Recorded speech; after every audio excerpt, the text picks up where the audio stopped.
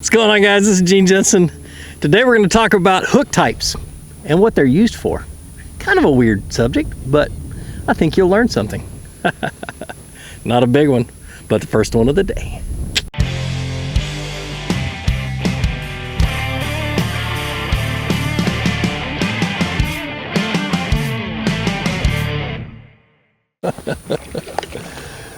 Oh my gosh almighty, we are going to have a good day today. What's going on, guys?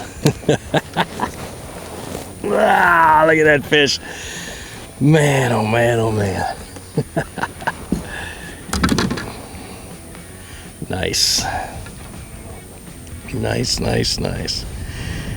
Man. Whew. Fat and pretty. I had to get out here and get this camera out of the sun, but man, that is a fat, pretty fish. Goodness gracious. Fish is right at 3 pounds. Not bad. We're going to go ahead and let him go. Awesome. All right, let's get into the video. All right, so I'm going to keep this fairly simple. We're just going to be talking about the hooks that are used primarily for bass fishing. And the first ones are going to be the most popular ones, the ones that everybody uses on soft plastics and that kind of stuff. But we're going to start off with offset hooks. When I say offset hooks, this is kind of what I'm talking about.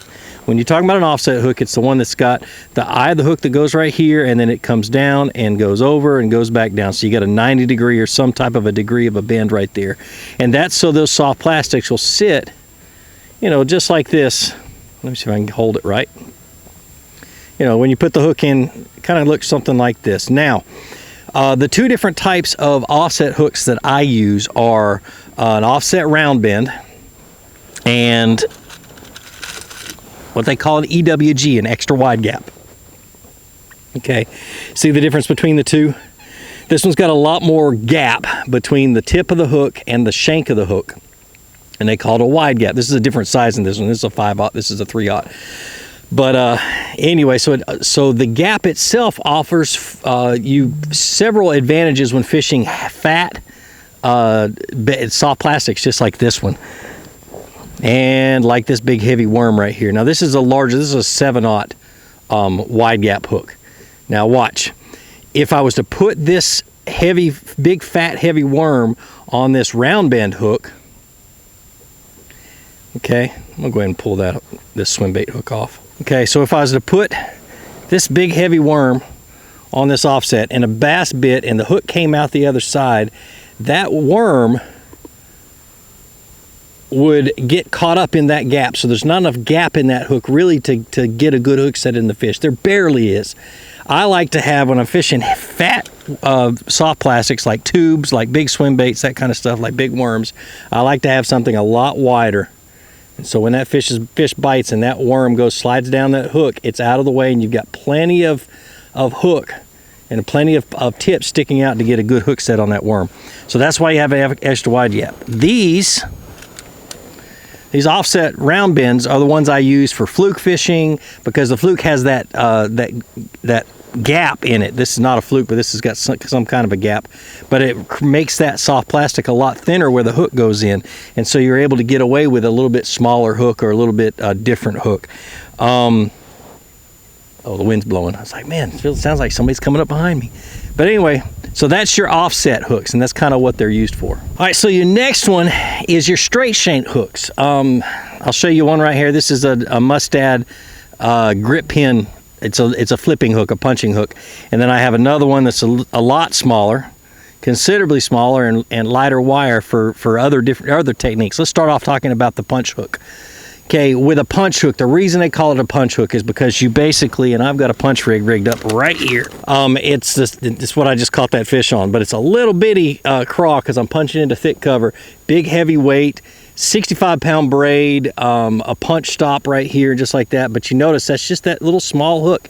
This hook is actually smaller than the one I've got in my hand because I'm using a really small bait.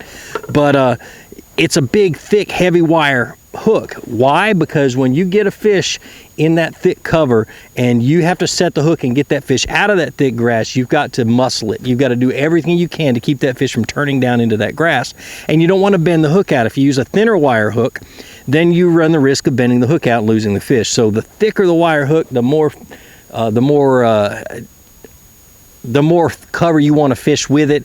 You're going to want to fish it with heavy braid and stuff like that. And if I was to fish a regular hook on heavy braid and I was going to set the hook, I'd bend that hook out. So you really got to be careful. The thin ones, this right here is one I use in the grass when I'm using ultralight stuff like a trick worm and that kind of stuff. But I throw this on a spinning rod, and there's, you know, and it just comes through the grass a whole lot easier. That's what the advantage of a strength shake hook. You don't have that bend like you have in the offset to get hung in the grass. So that would be the straight shank. Now, before we go any further, I use offset hooks and I use straight shank hooks for all of my Texas rigging. All depends on the type of plastic, how thick the soft plastic is. And I like to keep the sizes of those hooks down below 5/0, you know, 4/0, 3/0. The smaller the hook, the more action you get out of a bait, except when I'm punching. Well, I guess in punching too, I usually use a 3/0, maybe a 4/0 hook if I'm lucky. But I just want to make sure that hook is beefy enough to be able to get that done. But I'll make that another video. I'll talk about choosing the right hook and the right hook sizes for the soft plastics in another video, and then when I get it done, I'll link it right up here. All right. So the next one is a weighted Swimbait hook. Now, you guys saw one just a second ago. It's got a little corkscrew on it, got a weight on the shank of the hook. This is a big gambler one that I use every time I come to Florida and throw those big easy swim baits. I like to use that one right there. But a Swimbait hook, the reason the keel or the shank is weighted is because if you use an unweighted one, a lot of times your swim bait will turn over and on its side. And by weighting the shank of the hook, it makes it to where it will keel down and it will keep your swim bait swimming, you know, true. And these are paddle tail swim baits. You pull one of my used ones out of my cup holder. You know, paddle tail swim baits just like that. You know, and another thing that I like to do is I'll play around with the weight. You know, this one's always is solid. It's not going to move up and down, but Mustad makes one that I don't have in my box, but the weight is adjustable up and down the shank, which is really good because if you change soft plastics, you know, a lot of times when I stop a bait, I want it to fall, you know, horizontal. I want it to fall right straight down, and I'll adjust that weight to make it do it. If the weight's too far forward, it's going to nose down. If it's too far back, it's going to fall backwards, and I want it to be able to fall straight down. So I love the adjustable weight on that Mustad swim bait hook. It's good for a lot of applications, but when you're fishing this type of grass and stuff like that, I like to go with the Gambler one, and plus it's really, really small. So that's your weighted swim bait hook. Play around with the weights depending on the depth that you're fishing, depending on the cover that you're fishing, and the types of swim bait hooks. I like the ones with the corkscrews mainly because I'll take super glue and I'll glue them on there, and they last a whole lot longer. Plus, putting that weight through the soft plastic will rip a hole in it if it's too big of a weight. So I really do worry about that. All right, so the next one is a Dropshot hook, and I'm gonna hold this real close so you guys can see it. I use this type of a hook. Now, I think Gamakatsu makes the best Dropshot hooks on the market, and I'm not sponsored by them. It's just something that I've figured out over years and years of doing it. But this is a new one they have out that's got a little tin keeper on it, and this is what I use when I'm fishing in cover with a Dropshot. And I really want to get over there and catch those fish. I'm gonna finish this video, but it's got a little tin keeper, and it makes it to where it's weedless. And basically, I don't have a little bitty worm out, but it goes right across just like this. And of course, I wouldn't be using this big fat worm, but that's kind of how the hook goes in. Goes in at an angle right there, and then comes up just like that. But I love this for fishing at weedless, and when I'm fishing deep, when there's no cover and stuff like that, I grab just a small little Dropshot hook. And the reason I like these two is because they stand out really good when they're tied right, and they're really lightweights. They don't really affect the action of the bait that much. But that's it for my Dropshot hooks. Last but not least, we're going to talk real quick about trailer hooks. Trailer hooks are something that people, ooh, and some of mine are rusty. Ooh. Let's see if I can at least find a clean one. But you know, trailer hooks are something that goes behind or goes on your hook of a spinnerbait or of a chatterbait or man, you can pretty much trailer just about anything. Let me grab my chatterbait real quick. Kind of give you guys an idea of where it goes. Now pretend this is a spinnerbait. I don't have any spinnerbaits on the boat, but it goes just like this. Now the only problem is how do you keep it on? And one of the best ways that I've found to keep it on, and for the life of me, I can't remember what this is, so I'm pretty sure somebody in the comments will help me out, but it's a pretty simple little thing. See, I wish they put the name of them on there so I could remember it. I'm really bad with names. But you have these little discs that come with it. Little plastic discs, and they're little, I guess it's what's left over when you punch a hole with a hole punch. But anyway, you put it in there just like that. Okay, you grab your trailer hook, put your trailer hook on just like this, and then you see a little dot, you put it right there and pops it out, and that keeps it on and keeps it in place. I rarely ever use one for chatterbaits unless I have them biting the back of it.